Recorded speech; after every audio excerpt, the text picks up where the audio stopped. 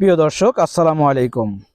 আজকে আপনাদেরকে দেখাবো পাবনা জেলায় অবস্থিত আটঘরিয়া থানার বিরওয়ান গ্রামের একটি ঐতিহাসিক মসজিদ। যে মসজিদটি যেটা দেখতে পাচ্ছেন, এটা 1700 শতাব্দীর দিকে নির্মাণ হয়েছিল আনুমানিক। আসলে এই মসজিদটা যে কত সালে হয়েছে অ্যাকচুয়ালি কেউ জানে না। এই মসজিদের বৈশিষ্ট্য হচ্ছে এখানে কোনো ছাদ নাই, ছাদবিহীন মসজিদ। মাত্র 3টি গম্বুজ বিশিষ্ট এই মসজিদটি বেরওয়ানে অবস্থিত। বাংলাদেশের যে কোনো জায়গা থেকে আপনারা আসলেই টেবুনিয়া বাজার, আটঘরিয়াতে অথবা দেবোত্তরে এসেই সোজা আসলেই বেরওয়ান মসজিদটা আপনি দেখতে পারবেন। এটা ঐতিহাসিক মসজিদ। মসজিদের পাশেই রয়েছে মেজর জেনারেল নজরুল ইসলামের পারিবারিক কবরস্থান। এই কবরস্থানেই অত্র এলাকার মানুষ তাদের আত্মীয় স্বজনকে দাফন করে থাকেন। কবরস্থানটি অত্যন্ত পরিষ্কার পরিচ্ছন্ন এবং খুবই চমৎকার, সুসজ্জিত ফুলে এবং খুব দেখতে খুবই সুন্দর। প্রিয় দর্শক, আমরা এই মসজিদের পিছন সাইডটা আপনাদেরকে এখন দেখানোর চেষ্টা করছি। দেখতে পাচ্ছেন যে মসজিদের পিছন সাইডটা এমনটাই যেটা 3টা গম্বুজ দিয়েই পুরা মসজিদটাকে ছাদের যে কাজটা সেটা 3টা গম্বুজেই শেষ করে দেওয়া হয়েছে। 3টা গম্বুজ দ্বারাই এটা নির্মাণ করা হয়েছে। মসজিদের চতুর্পাশটাই অত্যন্ত সুন্দর এবং অত্যন্ত মনোমুগ্ধকর। অত্র এলাকার মানুষ এই মসজিদেই নামাজ পড়তে আসেন। এই মসজিদটি একসময় কেউ এখানে আসতো না এবং পুরাটাই জঙ্গলে মসজিদটি পরিত্যক্ত অবস্থায় ছিল।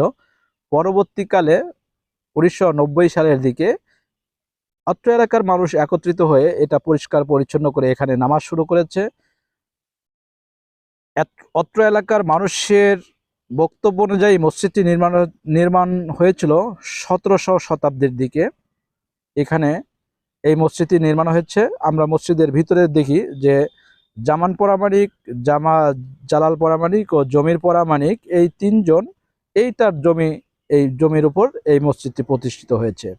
দেখতেই পাচ্ছেন যে 1700 শতাব্দীতে আনুমানিক, এটা হচ্ছে আসলে অ্যাকচুয়ালি কোনো হিসাব নয়, আনুমানিকভাবে এইটা ধারণা করা হচ্ছে।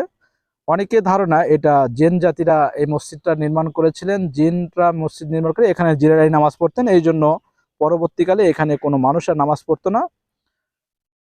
যুগের পর যুগ অতিবাহিত হওয়ার পরে পরবর্তীকালীন 1990 সালের দিকে এসে মানুষেরা এটাকে পরিষ্কার পরিচ্ছন্ন করে সে নামাজ শুরু করে এবং পরবর্তীকালে মসজিদের সামনের এই বারান্দা সংযোগ করে এবং এইখানে তারা নামাজের জন্য অতিরিক্ত জায়গা তৈরি করেন।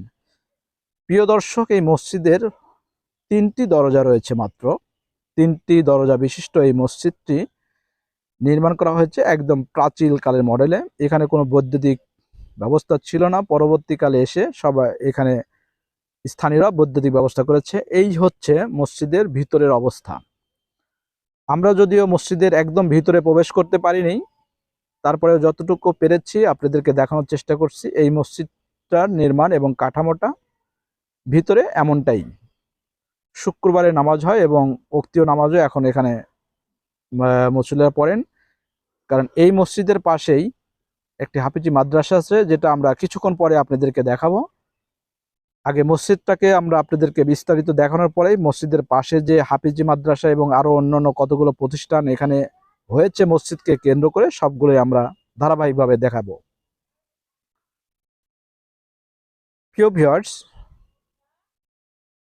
এই মসজিদে বৈদ্যুতিক সংযোগ এলাকার মানুষ এইভাবে পরবর্তীকালে নিজেরাই দিয়েছেন, যাতে মানুষ এখানে স্বাচ্ছন্দ্যে সুন্দরভাবে নামাজ আদায় করতে পারেন। এই মসজিদের পাশেই একটি বেরওয়ান হাফিজিয়া মাদ্রাসা ও এতিমখানা নামে একটি 2002 সালে এই হাফিজি মাদ্রাসাটি স্থাপন করা হয়েছে, যেটার প্রতিষ্ঠাতা major general SM Nazrul Islam Khan অবসর। এইখানে অনেক ছাত্র, যেটা কোরআনের হাফেজ, এইখান থেকেই এখন গড়ে উঠতেছে। প্রতি বছরই এখান থেকে কোরআনের হাফেজ তৈরি হচ্ছে।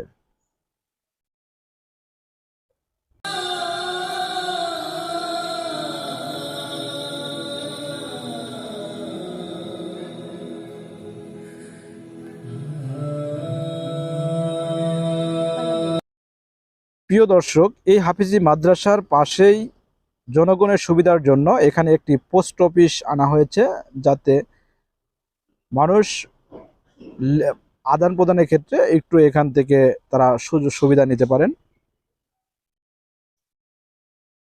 পাশাপাশি এই মসজিদের পাশেই একটি খেলার মাঠ রয়েছে, যে খেলার মাঠে হাফিজি মাদ্রাসার ছেলেরা যাতে কিছুটা বিনোদন করতে পারে এবং কিছুটা খেলাধুলা করে তাদের বিকেল সময়টা পার করতে পারে, এই জন্য এখানে একটি খেলার মাঠও আনা হয়েছে।